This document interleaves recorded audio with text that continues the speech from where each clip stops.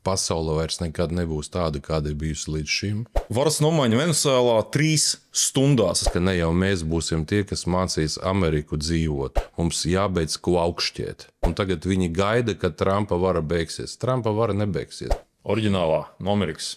Visas šīs LGBT kustības, tās vairs nav prioritātes, vai ne? Mūsu valsti pārvalda idioti, Igaunijā un Lietuvā pragmatiski politiķi. Jā. Lietuvieši atbalsta Ukraiņu karu, vai arī viņi domā par savām interesēm? Igauni lietuvieši, viņus pasūtīja 3 mājas tālāk, latviešus. Un apskatieties, tepat blakus ir Baltkrievija. Amerikāņi noņēma visas sankcijas Belkālijam. Kas svarīgāk, diplomātiskā pieredze vai tieši pieeja Baltajam namam? Tāpēc, ka amerikāņi pateica, aizveriet mutes, tie ir mūsu grauda.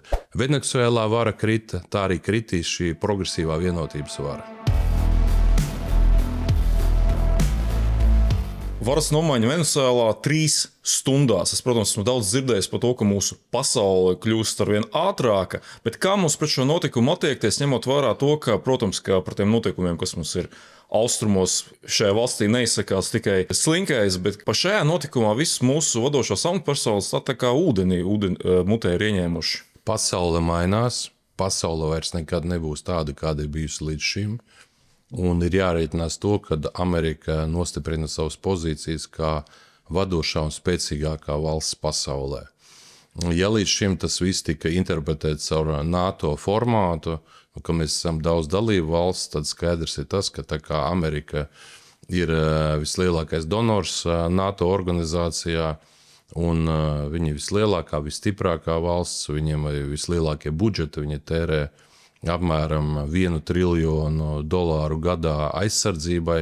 Ir skaidrs tas, ka ne jau mēs būsim tie, kas mācīs Ameriku dzīvot. Un tas ir tas, kas man pārsteidz, ka atsevišķas mūsu amatpersonas sāk mācīt amerikāņus dzīvot. Ir jāsaprot to, ka laikā, kamēr Ukrainā karš vēl nav beidzies, mums ir 450 km gara robeža starp Latviju un Krieviju un Baltkrieviju, mums jābeidz ko augšķiet. Mums jābeidz ko augšķiet, mums ir nepieciešams ciešas attiecības ar amerikāņiem. Ja amerikāņi pieņēmuši lēmumu 3 stundās pārņemt varu Venecuēlā, tā ir viņu izvēle. Un nevajag tagad mums iet un mācīt amerikāņus, vai tas ir pareizi vai nav. Mums ir svarīgi, lai amerikāņi mūs aizstāvētu kā NATO dalību valsti, un līdz ar to visa tā augšķiešana, kas notiek no atsevišķiem mūsu politiķiem, jeb gudrā spriedelēšana, ja viņi ir pilnīgi nevietā. Realitāte ir ārkārtīgi vienkārša, ka esošā progresīvā vienotības vara ir bijusi ciešās attiecībās ar liberālajiem spēkiem, ar Baidenu, ar demokrātiem, ja, un tagad viņi gaida, ka Trumpa vara beigsies. Trumpa vara nebeigsies, jo tā ir republikāņu vara pēc varas nomaiņas Venecuēlā, tad, kad tika aizturēts tā saucamais Venecuēlas prezidents, lai gan mēs zinām to, ka pasaules valsts nemaz nebija atzinuši viņu par oficiāli ievēlētu prezidentu pēdējās vairākās vēlēšanās. Skaidrs ir tas, ka mūsei, diemžēl, sēž uz vairākiem krēsliem, un tā ir lielākā problēma. Jā. Un tas, ko mēs redzam, ka šī operācija, kas notika 3 stundās, par to ir daudz runāts, tiešraidē varēja daudz ko redzēt un vērot. Trumpa reitings kāp, republikāņu reitings kāp, un izskatās, ka šis ir tikai pirmais solis, būs nākamie soļi. Apskatieties, vakarā vērojot tiešraidē pārraidi no Irānas, tur ir sākusies revolūcija, un patreiz izskatās, ka vara Irānā varētu nomainīties diezgan drīz. Tur ir 100 000 cilvēku vai pat miljoni ir izgājuši ielās visā Irānā. Vairākas pilsētas jau ir pazaudējušas veco varu, un tur jau jaunā vara nākusi un pārņēmusi šīs pilsētas. Tā kā Irānā viss mainīsies. Un kādas ziņas nāk no Venecuēlas? Šodien ir atbrīvoti politieslodzītie, jo tur bija tūkstošiem politieslodzīto, tāpat kā Irānā daudz cilvēku vienkārši tiek nogalināti, tie, kas protestē pret esošo režīmu. Tā kā Amerika grib sakārtot pasauli, pārvērst pasauli, un viņi nevienam neprasīs saskaņojumu. Pat Amerikas kongress nelēma par šo operāciju Venecuēlā tikai tāpēc, ka nedrīkstēja pieļaut, lai informācija ir noplūdusi. Bet skaidrs ir tas, ka tas notika kā tādā visspilgtākajā Holivudas filmā, 3 stundās uzliek valstu uz ausīm, principā izved prezidentu. Jā. Nu, šī gan ir spēca operācija. 3 stundās nomainījies režīms. Un, protams, daudz saka, jā, bet ko nozīmē nomainījies režīms, jo it kā jau amerikāņi nav palikuši tur. Amerika skaidri pateica, ja, kad ir nepieciešams tranzīts, jo viņi nevar pieļaut pilsoņu karu, jo skaidrs, ka tādās valstīs pilsoņu karš var sākties ļoti ātri, tur viena pilsoņu daļa pret otru. Amerika ir nolikusi ceļa karte, viņi saka, atbrīvojiet politiski slodzītos, izdariet to, un tad mēs skatīsimies, kādas attiecības veidosies ar Venecuēlu. Bet, protams, gala rezultātā būs jaunas demokrātiskas vēlēšanas un būs jauna demokrātiski ievēlēta vara. Tā kā es teikšu tā, ka mums ir jābūt kopā ar Ameriku, mums ir jāatbalsta Amerika, mums ir jāuzticas Amerika, jo mums jau nav visas informācijas, kāpēc tas tā notiek. Jā, bet tas pats, kas šodien dzirdēju, arī jau sociālos tīklos izskanējas informācija, ka Kolumbijas jau prezidents jau ceļā uz Ameriku, ja saprot, kā tie visi narkotiku karteļi, visas tās narkotikas, kas ir gājuši uz Ameriku daudzu gadu garumā. Nu, un, protams, arī visas tās sankcijas ir bijusi, kā Trumps teica, ir bezjēdzīgas. 26 gadus ir Venecuēla bijusi zem sankcijām. Rezultāts ir tāds, kad nekas jau tur pēc būtības nav mainījies. Tā kā Trumps ir sācis mainīt pasauli, Venecuēla ir pirmā vieta. Es domāju, ka mainīsies vara arī citās valstīs, ja, kā jau teicu, Irānā procesi sākušies, es domāju, ka Kubā. Tā kā principā tas sociālistiskais bloks piedzīvos liels pārmaiņas. Mums ir jāatbalsta Amerika, un tāda ir mana pozīcija. Paturpinot par ASV, mums tāda lieta ir oriģinālā no Amerikas. Ir tāda Melissa Argiros, viņa ir nekustamo īpašumu uzņēmēja Amerikā. Un šī Melissa Argiros drīzumā kļūs par ASV vēstnieci Latvijā. Un mūsu jau vietējie mēdīji jau paspēja viņai uzmesties virsū, ka viņai nav nekāda tur diplomātiskā pieredze. Kas svarīgāk, diplomātiskā pieredze vai tieši pieeja Baltajam namam? Ne, viņa ir pietuvināta Trumpam. Viņa atbrauks un skaidri pateiks konkrēti, kas Latvijai jādara, lai būtu labas attiecības ar Ameriku. Ko mēs redzam? Mūsu augstākās amatpersonas nav tikušās ar ASV prezidentu pēdējā gada laikā. Nu, ir bijuši kaut kādi lielie pasākumi, kur varbūt roku paspieduši, bet tāds divpusējas sarunas nav bijušas. Vienlaicīgi, ko mēs redzam? Somijas prezidents ir ticies ar Trumpu jau 5 reizes. Gan Baltajā namā, gan Morlago spēlējis golfu ar Trumpu. Ja. Mūsējie nav tikušies līdz šim nevienu reizi divpusējās sarunās. Tas par kaut ko liecina. Vai viņi gribēja? Trumps regulāri tiekas ar Orbānu, Trumps regulāri tiekas ar Itālijas premjere Meloni, ar citiem Eiropas līderiem, bet ne ar Latvijas līderiem. Tas par kaut ko liecina, jo Trumps zina, ka mūsu politiskā elite saucamā strādāja pret Trumpu, aģitēja pret Trumpu. Jā, varbūt nebija tik daudz tie latviešu balsotāji Amerikā, bet visi tie izteicieni bija ļoti neglaimojoši. Streips, Ozoliņš, ko viņi ir sarunājuši tiešā eterā, bet tā ir oficiālā pozīcija. Ja Latvijas radio vai Latvijas televīzijā kādā pārraidē, tiešraidē Trumpu vienkārši aptaisa, maigi izsakoties vai ne, tas par kaut ko liecina. Līdz ar to situācija tāda, ka mums ir jāveido divpusējas attiecības, un jaunā vēstniece ļoti skaidri nodefinē šīs lietas. Viņa nebrauc uz šejieni atpūsties, viņa nebrauc uz šejieni apmeklēt tikai kultūras pasākumus, viņa nāk no biznesa vides. Viņas uzdevums ir sakārtot Latvijas-Amerikas attiecības. Viņa redz, ka šis reģions ir strateģiski svarīgs priekš NATO valstīm. Mums ir 450 kilometru gara robeža ar Krieviju un Baltkrieviju. Tā kā es lieku lielas cerības, ka jaunā vēstniece viņa attiecīgi palīdzēs attīrīties mūsu politiskai varai no visas šīs pagātnes. Un es domāju, ka tas arī lielā mērā ietekmēs arī to, kāds būs noskaņojums mūsu sabiedrībā. Jo ļoti bieži ir bijis teikt tā, ka mēs ar amerikāņiem,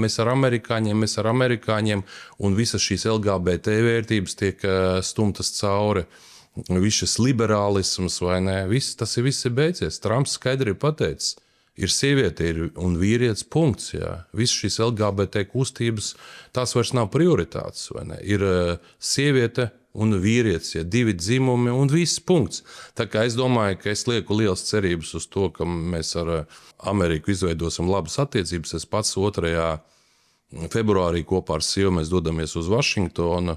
Esam saņēmuši uzaicinājumu piedalīties Nacionālās lūkšanas brokastīs, kurās uzstāsies arī ASV prezidents Donalds Trumps. Tur būs cilvēki, daudz tūkstoši viesi no visas pasaules. Būs iespēja arī tikties gan ar republikāņu senatoriem un kongresmeņiem. Tā kā runāsim par to, kādas attiecības mēs veidosim starp Latviju un ASV, jo 3. oktobrī būs Saeimas vēlēšanas, un esmu pilnīgi pārliecināts, ka vara Latvijā mainīsies. Gluži tāpat kā Venecuēlā vara krita, tā arī kritīs šī progresīvā vienotības vara. Nesen notika kaut kas neiedomājams no mūsu Latvijas perspektīvas, ka lietuvieši parakstīja 5 gadu līgumu par gāzes tranzītu caur savu teritoriju ar Gazprom.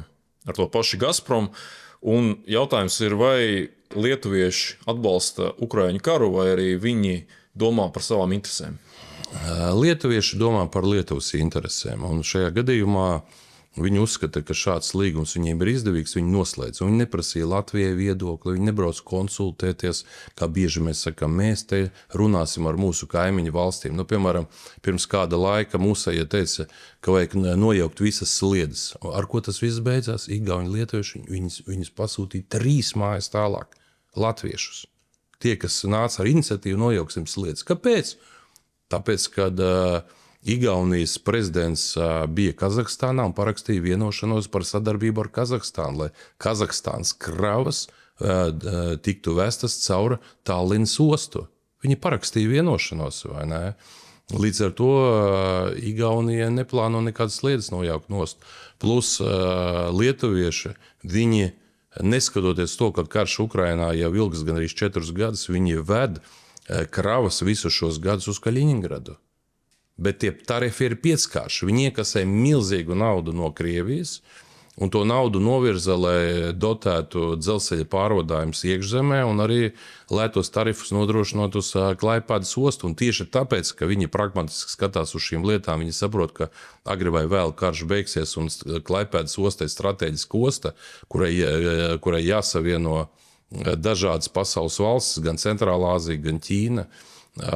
Viņi turpina pragmatiski strādāt. Rezultātā Klaipēda ir kļuvusi ne tikai par lielāko ostu visā Baltijā, lai gan viņi bija mazāk par Ventspili un Rīgu kādu laiku. Tagad ir Klaipēda lielāka nekā Rīga, Ventspils un Liepāja kopā. Un tā ir atbildījā. Mūsu valsti pārvalda idioti, Igaunijā un Lietuvā pragmatiski politiķi. Un, mēs dzīvojam uz parādu, mēs aizņemamies katru gadu pa 2 miljārdi eiro. Mēs maksājam gadā vairāk kā 500 miljonus eiro tikai procentu maksājumos. Šogad tie būs 630 miljoni jau procentu maksājumos. Vēl pēc dažiem gadiem tas būs jau miljards procentu maksājumos. Mēs esam tik bagāti, ka mēs maksājam vairāk kā 50 miljonus eiro gadā procentu maksājumos par 300 miljonu aizņēmumu, ko mēs esam caur bondiem aizņēmušies priekš Air Baltica. Lūdzu, ja mēs dzīvojam uz parāda, ja tāda ir šī progresīvā vienotība un viņu vara, ja, bet Igauni un lietuvieši skatās uz to daudz pragmatiskāk. Tā kā mana pozīcija ir ārkārtīgi vienkārši. Es uzskatu, ka mums ir nepieciešams, pirmkārt, protams, mēs ceram, ka karš Ukrainā tur agri vai vēl, bet tomēr beigsies. Un mums būs jāattīsta mūsu ostas ar Centrālā Āziju, ar Ķīnu, vai ne? Un apskatīties, tepat blakus ir Baltkrievija. Amerikāņi noņēma visas sankcijas Belkālijam. Tas nozīmē, ka kravu plūsma no Baltkrievijas virzīsies arī uz citām ostām, iespējams arī uz Baltijas ostām. Jautājums, vai tikai tā būs Latvija, vai tā būs tikai Lietuva. Tu jau pieminēji dzelzceļu, un pie tam arī Baltika, par kuru mēs tik daudz esam pēdējā laikā runājuši, bet par Latvijas dzelzceļu. Tā jau arī tāda sava veida ieleja, kas kādreiz bija vista, kas dēja zelta olas. Šodien tā ir tāda pusdzīva govs, kas kopš 20. gada Latvijas dzelzceļā tika iegrūsta nodokļu maksātāja naudas kaut kur vairāk kā 150 miljonu tikai pagājušā gadā. Bija 50 miljoni. Ko ar to visu darīt? Manā laikā, kad es biju satiksmes ministrs, ostas bija pārpildīts ar kravām, mums bija apmēram 70 miljonu tonu kravu. Protams, ģeopolitika ir pamainījusies, bet, kā jau es teicu, Klaipēda, kas bija mazāk par Rīgu un Ventspili, šodien ir lielākā osta Baltijā un pārkaroja vairāk nekā visas 3 mūsu lielās ostas kopā.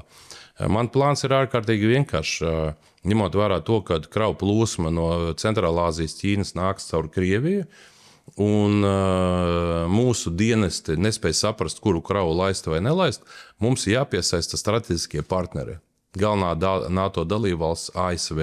Un tāpēc es piedāvātu prezidentam Trumpam deleģēt kādu ASV uzņēmumu, kuram mēs varētu, piemēram, par simbolisku cenu par €1 pārdot 50% no bankrotējošā uzņēmuma Latvijas dzelzceļš, jo tas ir bankrotējušs uzņēmums, kurš nevar vairāk dzīvot bez dotācijām, kā jau tika teikts, vismaz 50 miljoni gadā tiek dotēti, lai tikai izdzīvot šis uzņēmums, un lai viņi nodrošina kravas Latvijas ostām. Kāds būs ieguvums? Pirmkārt, Latvijas dzelzceļš atkal strādās ar peļņu, otrkārt, Latvijas dzelzceļš piegādās kravas visām ostām. No kurienes viņas ies? No Vidusāzijas, no Ķīnas, no Baltkrievijas, to lai amerikāņi lemj, un tad lai mūsu dienestiem pasaka, kuras kravas drīkst vest un kuras nedrīkst. Tāpat gluži bija kā ar graudiem, te bļausties, ārprāts graudi. Amerikāņu vēstniecība izsauca mūsējos un pateica, tie ir Amerikas graudi.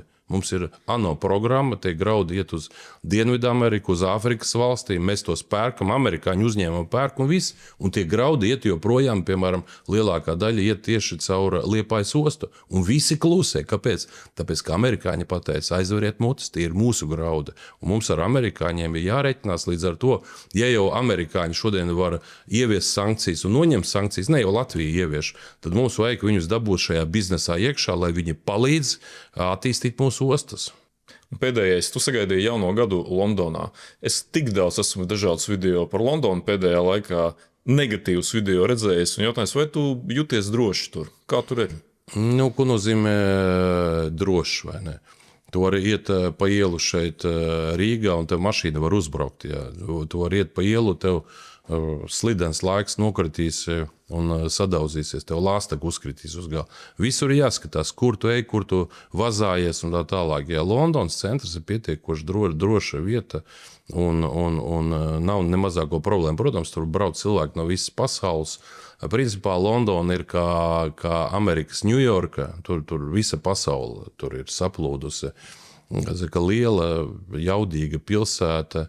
Tā kā, bet skaidrs ir tas, ka šī ir tā pilsēta, kuru mēs varētu saukt par otru lielāko Latvijas pilsētu, jo šodien Londonā dzīvo apmēram 100 000 Latvijas pilsoņu. Tāda ir tā statistika.